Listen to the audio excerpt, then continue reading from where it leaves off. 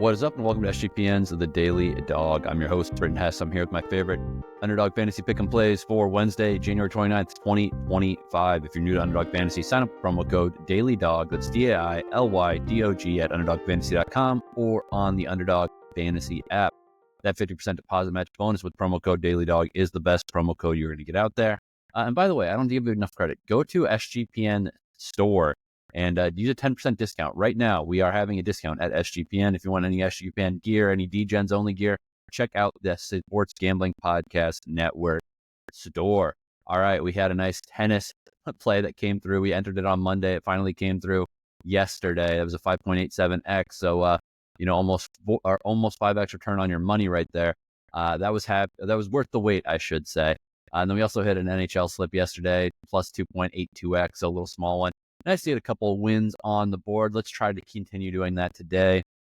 If you've not been paying attention every day, I'm not trying to overload the NFL entries, the Super Bowl entries until next week.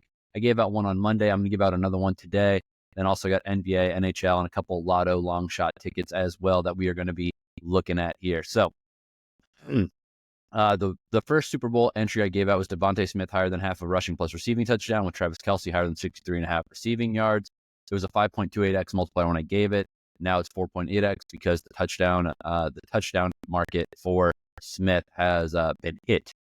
But yesterday, Travis Kelce went down from 63.5 to 62.5. Now he's up to 64.5. With these future markets that are, we've got over a week to go on these, there's going to be some movement with the yards projections, because there's going to be a lot of money entering this market, and it's going to be pushing it up and down depending on who's doing what when. 1 yard here or there, I don't think it's going to matter too much for a guy like Travis Kelce, but I am happy we got 63.5 because it's 64.5 now, and I don't think it's going to go back down below that 63.5. So nice to lock that one in early. All right, let's go to Super Bowl entry number 2. Kareem Hunt higher than 0.5 rushing plus receiving touchdowns. Kareem Hunt, they're riding the hot hand. Pacheco's obviously been banged up this year. He hasn't necessarily looked like his old self. His run like he's met at the ground style of running hasn't necessarily been able to get out in the open. Obviously, the Eagles' defense is going to be tough to run against. I think Kareem Hunt, veteran savvy. I think they're going to use him around the goal line like they did in the AFC Championship game. So give me higher than half a rushing plus receiving touchdown for Kareem Hunt. Then I'm going to go Dallas Goedert, tight end of the Eagles, higher than 52.5 receiving yards. I believe that the best way to attack this pretty good Chiefs defense is probably going to be with the tight end. Obviously, Goddard can be, he's almost matchup proof. Pretty much any game, he's going to have plenty of targets and plenty of yards. But I think in the Super Bowl, they're going to have to go to him again. 52.5, a very achievable number. I imagine the Eagles are going to have to pass a lot in this game. So it's a 3.51x multiplier with Kareem Hunt to score a touchdown and Dallas Goedert higher than 52.5 receiving yards. Again, those are the 2 entries I got in the Super Bowl already. I'll be adding more on Friday, and then next week, every day, I'll be adding more to that Super Bowl ticket, and that Super Bowl, I'll be adding more from that Super Bowl page on Underdog. Also, I'm going to be getting into some of the weird markets. They offer some weird stuff because it's a big game. First quarter, first player to reach 40 rushing yards, et cetera, et cetera. So I'm really trying to dig into those and try to come up with some really fun entries for the Super Bowl, a couple Super Bowl lottos, et cetera, et cetera. But it's going to be a good time. I'm looking forward to it. That being said, we don't have to wait until the Super Bowl to make some money on Underdog. We can get into it with the NBA and NHL today. The first NBA entry I'm going to go with is Jaylen Brown higher than 23.5 points. He's been doing very well as a scorer lately, and the Celtics are hosting the Bulls. The Bulls do not play a very good defensive game. They allow a lot of points. They're not interested in playing defense. I think Jaylen Brown is in a good spot here to score 23.5 points. And also, I know people are going to be looking at Jason Tatum higher than 25.5. He hasn't done that in several games. He's not necessarily fully healthy. I think staying away from Tatum and circling Brown and maybe some other guys is the way to go here. So I'm going Jaylen Brown higher than 23.5 points. Pairing that with Rudy Gobert higher than 0.5 double-doubles as the T-Wolves travel down to Phoenix. I think that he's been getting 10 boards, 10 points quite consistently lately. I think that the interior players for the Suns are not necessarily going to match up with him too well. So I definitely think that he's going to do just fine in this matchup and, get to 10 and 10, probably closer to 15 and 15 if I'm being honest. So Rudy Gobert higher than 0.5 double-doubles, Jaylen Brown higher than 23.5 points. That is a 3x multiplier. By the way, I want to circle back to the Super Bowl. I think the Chiefs are going to win this game. I just want to put that out there. So basically, all my slips moving forward are probably going to be skewed that way, with maybe like 20% of them skewed with the Eagles enforcing their will. I think the Chiefs just best quarterback in the NFL, best coach in the NFL. You can't really complain about them being in this position year after year. I know that everyone wants to point to the refs, this play, that play went their way. It was not fair, et cetera, et cetera. But at the end of the day, best quarterback, best coach is going to be a winning combination long term. All right, enough of my football talk. Let's get back to NBA number 2. Zion Williamson, higher than 23.5 or 23.0 points, not 23.5. One, Zion has missed a ton of time this season, but when he is in, he is playing very well. The Pelicans, not necessarily a good squad, but when he's in the lineup, things change precipitously. He's, like I said, he's not even played, 20 games this year, not even 20 games. 23.2 points per game average. Mavericks coming to town. Obviously, the Mavericks are a mediocre team right now as they're dealing with all these injury issues. But Zion, man, he's just been playing very well since he's been back. I mean, he had 31 points at the Raptors, 28 against Charlotte, 24 against Utah. So that's why I like Zion higher than 33.0 points, rebounds, higher than 23.0 points here.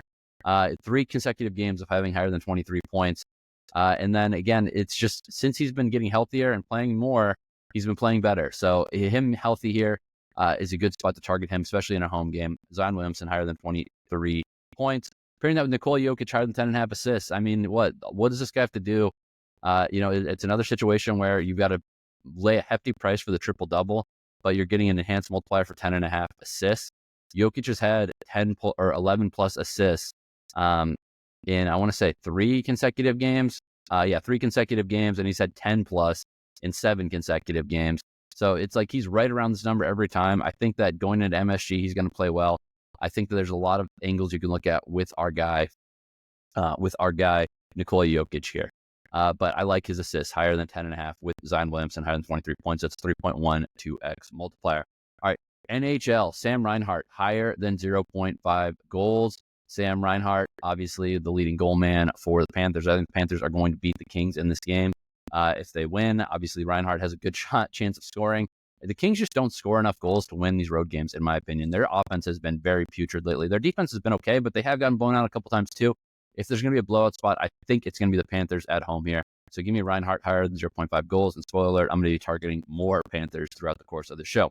Then we go with Filip Forsberg of the Predators, higher than 0.5 assists as they host the Canucks. I think that this is a good spot for the Preds to get a win. I think Forsberg, leading point man on this team, leading assist man on this team, is going to get an assist here. So that is a 3.93x multiplier. NHL number 2, Aleksander Barkov of the Panthers, higher than 0.5 assists. It would be great if he's got an assist on a Reinhart goal. Keep things simple. But again, you know what I think about this game. I think the Panthers are in a good spot. I think they're going to score plenty of goals. So I think Barkov is going to be able to get involved with a helper. Then Clayton Keller, higher than 0.5 goals. Penguins come to town into Utah. Clayton Keller, obviously a young star in this league, playing very well. And again, the Penguins just allow a ton of goals. They're not consistent defensively. Yes, they did keep the scoring pretty suppressed in the Sharks game. But that is an exception and not the rule for this team. So 4.38x multiplier with Barkov assist, and Keller is higher than 0.5 goals. All right.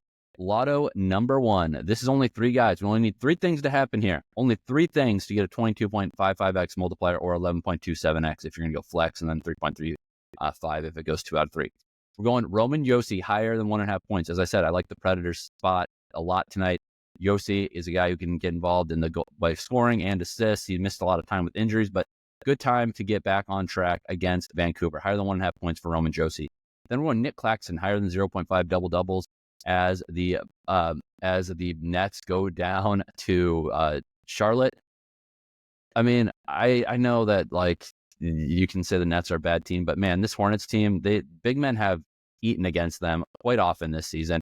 I mean, look at Anthony Davis's last game. Now, I'm not saying that, Nick Claxton is anything like, Anthony Davis, that's for sure.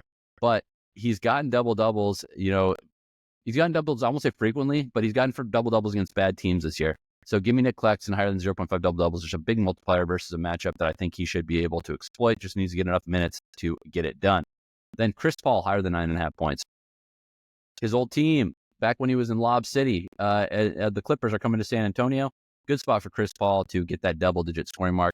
As I said earlier, 22.55x multiplier if it goes 3 for 3, or if you flex at 11.27x / 3.35x.